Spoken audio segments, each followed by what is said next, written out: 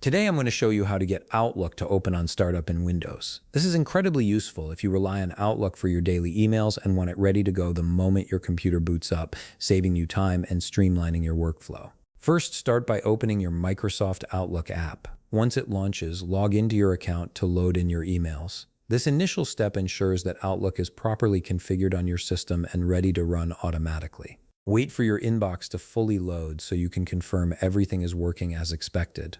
Now, if you don't see Microsoft Outlook on your Startup tab, don't worry. This tutorial will walk you through manually adding Microsoft Outlook to your Startup folder so it launches every time Windows starts. The process is straightforward and only takes a minute or two. To begin, you'll need to open your Startup folder. Here's how to do that. Hit your Windows key on your keyboard, then type in Run and press Enter. This opens the Run dialog box, which is a quick way to access different folders and system functions in Windows. In the Run window, type in shell:startup. Make sure you type it exactly as shown, with the word shell followed by a colon and then startup. Once you've typed that in, hit Enter or click OK. This command will direct you straight to your Startup folder. The Startup folder is a special location in Windows where any shortcuts you place will automatically launch when your computer starts. It's a simple but powerful tool for customizing your startup experience. Now comes the easy part.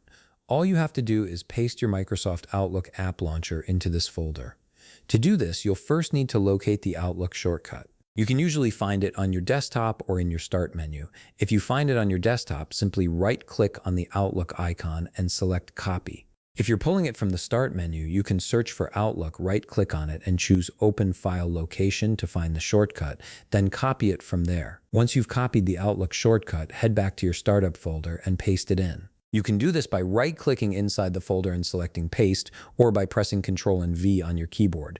The shortcut will now appear in your Startup folder, confirming that Outlook is set to launch automatically. And that's it. The next time you boot your computer to start, Microsoft Outlook will open immediately without you having to lift a finger.